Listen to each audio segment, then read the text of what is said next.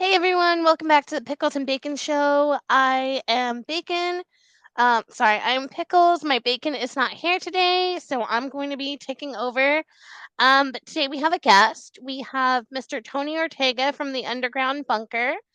And we are here to discuss and fill in some gaps relating to Lisa Marie Presley's book. Um, from here to the great unknown. Tony, can you start by introducing yourself and like tell us where you come from and how you came into the Scientology like expertise or however you call it? Well, I'm from California, so your backdrop there looks real familiar to me, although I'm from the LA area, not San Francisco. I'm a journalist. I was editor-in-chief of the Village Voice in New York for a while. I have worked at different newspapers and magazines. I've been writing about Scientology for almost 30 years now, for various publications and for my own Substack, tonyortega.substack.com. And I cover Scientology every day. It's something that I find really interesting, and I've been able to break a lot of important stories over the years. So I was really looking forward to this book coming out by Lisa. Yeah, I have to admit that I'm very surprised because I did not think that she was going to talk about Scientology sort of as much as was in this book. Like the first thing that really grabbed me was when she was saying that after her mother died, Priscilla had met John Travolta, and that's sort of how they got into Scientology, which had me thinking, was that like the late 70s? Was that still David Miscavige, or is that L. Ron Hubbard at that time? Oh, that's a good question. Well, Elvis Presley himself famously wanted nothing to do with Scientologists. He was quoted at one point saying, "They just want my money," and he didn't want anything to do with them. However, what maybe is not so well known, and that was definitely reflected in this book that Lisa described, was that her dad, Elvis, was really into reading about the arcane. That he was reading about stuff, reading about odd objects, odd subjects, and he and Priscilla had Lisa Marie, and then Elvis and Priscilla split up in 1973. 4 years later, in August 1977, is when Elvis Presley died. And Lisa describes going through all that in her book. Um, I know a woman named Spanky Taylor. Spanky Taylor at that time in 1977 was John Travolta's Scientology handler. In other words, Travolta had been in Scientology for a couple of years at that point, and as a celebrity, they had people assigned to him. One of them was this young woman, very young woman at that time, named Spanky Taylor. Spanky told me that when Elvis died, Priscilla was one of the people that was going through his things and found that he had some books about Scientology in his collection. And again, Elvis famously didn't want to have anything to do with Scientologists, but he read widely, and apparently he had some Hubbard books in his collection. Priscilla had some questions about that, and so she called up the only Scientologist she knew, which was John Travolta. Travolta then told Spanky, his assistant, to go answer any questions Priscilla had. And so Spanky tells the story that she's the one that went down, met with Priscilla, told her about Scientology, and got her into Scientology in 1977. At that point, Lisa was 9 and she was brought in too. Now, the story that Lisa tells in her memoir that Riley edited doesn't mention Spanky Taylor. It just says that Priscilla had talked to John and got into it. But that's understandable. Priscilla may not have told Lisa about Spanky and all that. But this was something we already knew, that after Elvis died, Priscilla got into Scientology and brought Lisa in with her. And so, and Lisa told me this personally, that she felt that her mom was just dumping her off at the Scientology facilities. And she was not happy about that. It comes through somewhat in the book. Priscilla does not look great in this book, especially in the first half. But that's one of the things that Lisa complained about, was that she was just sort of being dropped off at these Scientology centers as a kid. Yeah, I remember reading that on your website as well. And then, so also one thing that I remember her saying was that when she got dropped off at the Celebrity Center, she got drunk and she got stoned, I believe. What is the, knowing what I know personally about Scientology and their like drug and alcohol use, I'm sort of surprised that A, she mentions this and that this was allowed. Is this again because this is the 70s pre David Miscavige, where the rules were a little bit more lax, or is it because she's Lisa Marie Presley that she can kind of do whatever she wants? Right. I mean, Scientologists are known for being non-drug, non-drug organization, and they look down on that kind of thing. But this is the daughter of Elvis Presley, and this was a little later. Like I said, Priscilla got her in when she was 9, but now we go forward a few years. She's been going to Scientology schools. She's been real rebellious. She talks about being just a real, pain to the people at schools. And then she finally, after at some point, got dropped off at CC Celebrity Center, and like you said, she just went on this bender, which Scientologists are not supposed to do that. I think she was testing the boundaries of how much she could get away with. And then she talks about how later that she did do Scientology's version of rehab and that kind of thing, and eventually became a very strict Scientologist of her own. She does hint at that in the book, that she became very anti-drug. And when she met Danny Keough, for example, in that period, she talked about how she was really, she was really towing the Scientology line at that point. Yeah. So, that was that was my next thing. She met Danny when she was in Scientology, and is he still in? Uh, Or go ahead. yeah, I believe he is still a Scientologist. And that was my next thing. As far as Riley and Benjamin were concerned, were they also raised in Scientology as well? Because I remember hearing a lot of locations in the book, like Clearwater, and I forgot what the other ones were, but I was like, that sounds a lot like key locations. Right. And that's something I was hoping she might clear up a little bit more in the book, but they really, I know you said early when we first started that there was a lot of Scientology in the book. I was actually shocked at how little Scientology there was in the book, because you have to understand Scientology was a really big part of Lisa Marie Presley's life. And how she left it was a really big, important thing to her. And it's all been kind of erased. But yeah, the kids were raised in Scientology. Now, my understanding was that Ben was no longer involved by the time he died. And Lisa herself told me that in 2014, when she finally left Scientology for good, after trying to have a showdown with the leader of the church in October 2014 in Florida, something that's not in the book at all. Lisa told me that she had told Priscilla, her mother, and Riley, her daughter, "You guys are coming out with me because I need your support." And this conversation with her I had several months later in 2015, and at that point she assured me they were out. But since then, we see some things going on that lead us to believe that Priscilla probably is back in Scientology, and Riley, it's hard to know for sure, but some of the way she talks about things in this book sure suggests that she's back in as well. Yeah, that was my next thing. I was going to ask about what kind of treatment did Riley and Benjamin receive? I know that I've heard a lot from, I think her name is Jenna Miscavige, DM's niece, talking about some of the practicing, like bull baiting and things like that. Now, was Lisa Marie ever like given that and the purification rundown, or is that just exclusive to certain members again, like we had mentioned earlier? No, everybody goes through the same things in Scientology. Everybody from, the new recruit to Tom Cruise, they all go through the exact same procedures. It's kind of one of the things that's characteristic of Scientology. It's a very fundamentalist organization, and everybody has to go through the exact same drills and lessons that L. Ron Hubbard laid down in exactly the same way. So they all go through bull baiting. That's one of the first things they do. That's kind of like a staring contest where you have to sit and not flinch while people are screaming things at you.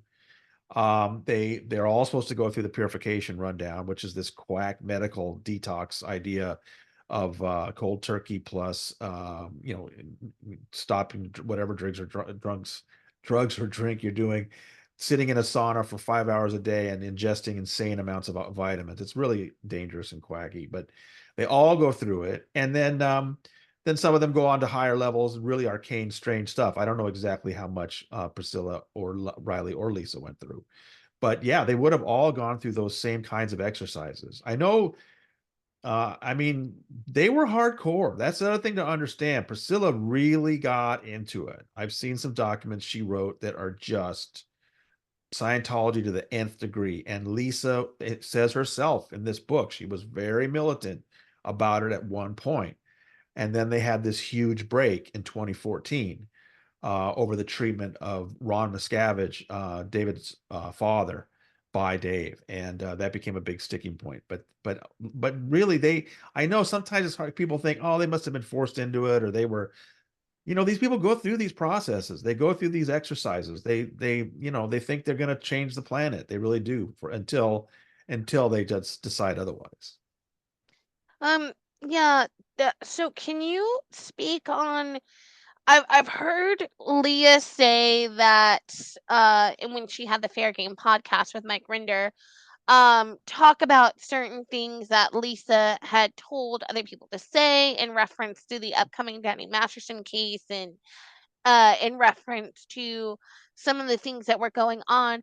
Do you think that Lisa Marie was scared to speak about Scientology, or she just didn't want to go through the like fair gaming and the other tactics that Scientology go through, or former Scientologists go through when they leave?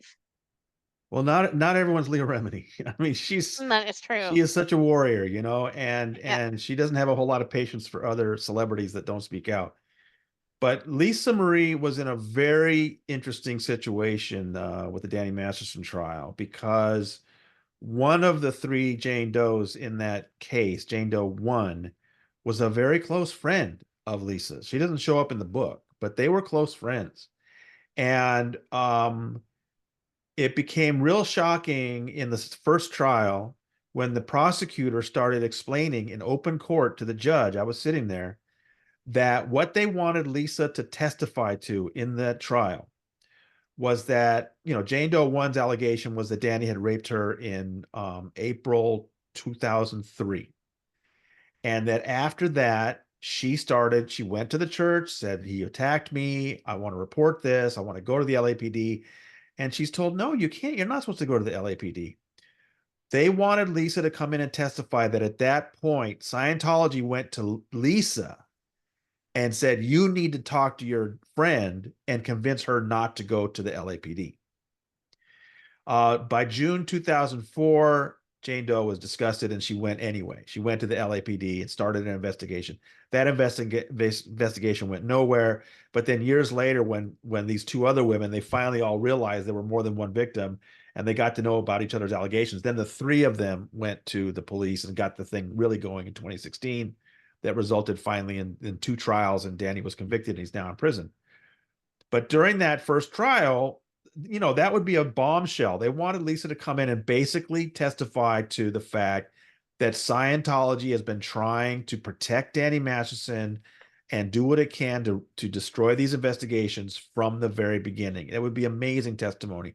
But the judge ruled that it really wasn't evidence about whether Danny Masterson had committed these crimes or not, which is the subject of a criminal trial, but that it was more appropriate for, say, the civil trial when these women were trying to press civil complaints against the church. So she didn't allow it. But that was in October or November 2022. That trial ended up in a hung jury. So then there were a few months when we were waiting for a second trial. And in those couple of months, as we were waiting to see now what's going to be different in this second trial, the judge made some new rulings where she gave them more leeway about testimony about Scientology. And, that might have included allowing Lisa Marie to come in and testify. But alas, she died in that January. So by the time the second trial started in April 2023, Lisa had died, and so we'll never know if she would have gotten to testify in that. But just absolute bombshell material. And the reason why she was nervous about it and her attorney was pushing back, I don't know. You ask a really good question whether maybe Lisa was concerned about how Scientology would react to it. But there was a more immediate concern that the prosecutor explained in court. And he said Lisa's attorney came to us and said that he was going to instruct her to take the fifth and not answer any questions. Why? Because if Lisa Marie Presley came into court and said, I was told by the Church of Scientology to tell this woman not to go to the police, and I did it, and I tried to talk her out of it, what is she doing? She's admitting to a crime. She's admitting to obstruction of justice. And so that would, theoretically make her vulnerable to being prosecuted. And so the prosecutor in court said, I assured them too much time has passed, and also that we would give her immunity. She has nothing to worry about. So, we think she can come in and testify. But then, like I said, the judge said no. But yeah, that's what she was concerned about, is that she knew that she'd be admitting to trying to tamper with a witness and convince a Right. sex victim that they shouldn't go to the police. So really, but I think we all wish Lisa had gone ahead and been able to testify, because that's just really crucial information about how far Scientology will go to protect a predator like Danny Masterson. Exactly. I didn't even know that part. My next things were the Michael Jackson stuff. Did they really try to recruit Michael Jackson, and did they convince Lisa that because he didn't join that she needed to divorce him? Because I remember reading in the book it specifically saying someone told mom that Michael was going to file for a divorce, and I'm like, someone? Yeah, that was the first part, throughout the first half of the book. Um, I thought, they were leaving some details out, but it didn't feel like they were trying to like sort of hide anything. And then when I saw Riley say that somebody had told my mom to file divorce before the other side did, I like, okay, right there, that's covering stuff up, because I had, Lisa had told me that somebody was John C. Cole, or John P. Cole, I'm sorry, John Cole, the Scientologist attorney, who Lisa said was, pressuring her on behalf of David Miscavige. That, you know, um, Lisa, I remember when she was talking to me about it, she says, I know people don't believe this, but I really love Michael. I really did. And I really think that Lisa and Michael, and she talks about it in the memoir too. I think people will get this, that they were two of the pretty much the most unusual people on earth at that point. There were very, very few people that could relate to them completely and what they were going through. And so they were drawn to each other because of that. And I think that's why they got together. I really don't think that Lisa got together with Michael as part of some plot to get him into Scientology. However, Scientology, of course, would have seen this as an opportunity. Of course they would. Of course, Scientology would want to get Michael in, but probably they, would have been wary about the allegations that were being made about him and things like that. And so I don't think that they really pushed at all to get him in. So then what she said to me was that they at some point didn't want him around anymore and were pushing her to divorce him. And she didn't want to. But then, there's this concept in law that whoever files first has at least a slight advantage in court. And so at one point, it was John Cole, Scientologist attorney, and she says he was doing this on behalf of David Miscavige, called her up and said, you need to file. He's going to file. You need to file first. And she really didn't want to, but she went ahead and did it, and she immediately regretted it. That's what Riley is talking about there. Now, when I wrote about that last year, I did call up John Cole and we talked about it, and he denied it. He said, I would never have done that. But see, here again, Riley doesn't name him, but she's clearly reporting the same exact story, that this person urged Lisa to file first. John Cole denied that he said that to me, but here's another person saying the same thing. The only thing Riley's holding back is his name for some reason. And at that point, I was kind of like, okay, they are actively keeping some Scientology out. And they, of course, didn't mention Miscavige at all. But Lisa was adamant to me that David Miscavige did not want Michael Jackson around anymore and was pushing her to divorce him. Can you explain to anyone who's not familiar with Scientology or kind of the inner workings exactly who David Miscavige is Right. So in a Scientology was started. nutshell? Scientology was started by a science fiction writer by the name of L. Ron Hubbard, who wrote a book called Dianetics in 1950. Turned into this movement about recovering memories of your past lives, and that if you could just remember who you were millions and billions of years ago, you would recover these incredible abilities of superhuman strength and things, none of which they've ever demonstrated. And Hubbard led that movement from, again, it started in 1950 until his death in January 1986.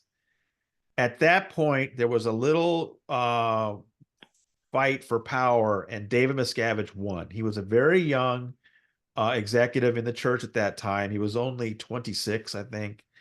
And very soon he became the absolute ruler of Scientology, as Hubbard was before him. So he's been running Scientology now for even longer than Hubbard did. And he was at the time that this changeover happened in 1986, 1987.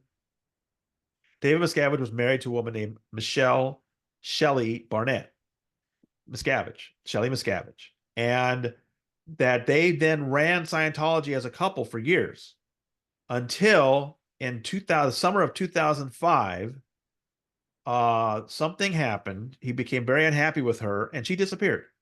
Now, I think I know where they've kept her for the last 19 years, but they won't say. And she's been kept out of sight, like I said, for 19 years now. That he's been able to banish his wife to a small mountain compound where she can't see anybody, can't see her own family. It's incredible that he gets away with this.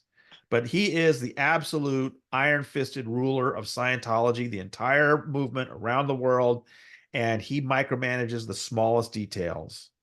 And people that know him say that he's very sadistic and enjoys ripping apart families and punishing people and really leveraging power over people. He's all of 5'1".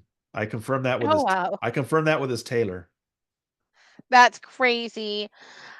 So in relation to David Miscavige and Lisa Marie, um, do you think that Lisa Marie was still surrounded by Scientologists? Because I remember in the book she said she had fired a lot of people that were on the staff due to mishandling money. Now, is that them trying to take over again in her life, or is that just her trying to clean house? That's Yeah, that's one of those frustrating parts of the book where I feel like either she needed to do a better job explaining or Riley needed to, who knows how much Riley allowed in or cut out, but she's really vague about that. That's the period when she wrote this great song on her Storm and Grace album about cutting out people out of her life that were wasting her time. And I asked her directly, that's about Scientology, isn't it? She said yes. She told me that in 2015. So Mm, definitely she was getting rid of now she had tried to get all the Scientologists out of her life, but when we talked, there were still two that she couldn't get rid of. And those were the nannies for her twins, who back then in 2015 were only like 4 or 5 years old. So, and she acknowledged that. She said she knew she was being spied on in her house every day on behalf of Scientology, but that there's no way, she just really felt that it would be traumatic for her girls if she was to fire those Scientologist nannies. That was a situation in 2015. I that was the last time I talked. We had a couple of conversations then, long conversations, and I did not talk to her after that. And so I don't know. Then she got into this terrible, horrible custody battle with Michael Lockwood over those twins, none of which is talked about in the book, by the way. And so I don't know how much that Scientology was still keeping an eye on her or not. that's completely crazy. I didn't even know about the custody. I don't even think I remember hearing it in like the news or anything. But to close out, before I let you go, because you've been so great and granting us with your time, I guess the last thing that I want to ask is, you know, when people are getting interviewed with Scientology, Lisa, Elizabeth Moss, things like that. Is it the reason that people don't ask about Scientology because they want to keep getting access to them, or is it because they're too afraid to ask the hard-hitting questions?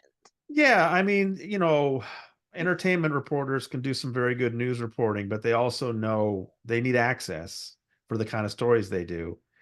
And so, I mean, a great example, right? I mean, Elizabeth Moss is a great example, but a great example right now is Rebecca Minkoff, who is now on the new Real Housewives of New York City, who not only is a lifelong Scientologist, she's got a long track record of things she's done in the church that I would love to ask her questions about. But you see, when people ask her, they just say, "So you're in Scientology? Why is it so controversial?" And a question like that is easy to handle. She just says, people don't understand it. If they read a book, they'd understand it. End of conversation. But that's not what you do. You need to ask her specific questions. Your father has twice now been involved in the death of Scientologists. He's being sued over it again. Can you tell us about your father's involvement in Scientology and why he keeps having these problems? Another question I'd like to ask her is that she was involved with this organization that was infiltrating New York City schools to get L. Ron Hubbard's teachings to New York City school children. I'd like to ask her about that. There are specific questions you can ask her and not just like, so Scientology is controversial, huh? I mean, that's all she ever gets asked. And it's just really easy for her to fend off those questions. I see. Well, Tony, thank you so much for being on the Pickles and Bacon show. I'm so sorry Bacon wasn't with us today. But it's been a pleasure. You are welcome to come back anytime. The advice that you've given me and answer the questions today have been so meaningful. Can you tell everyone where you can be found, all your details and everything?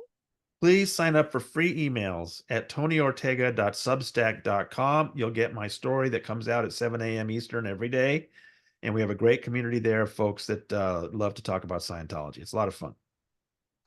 All right, thank you guys. It was a pleasure. Remember to like, comment, and share.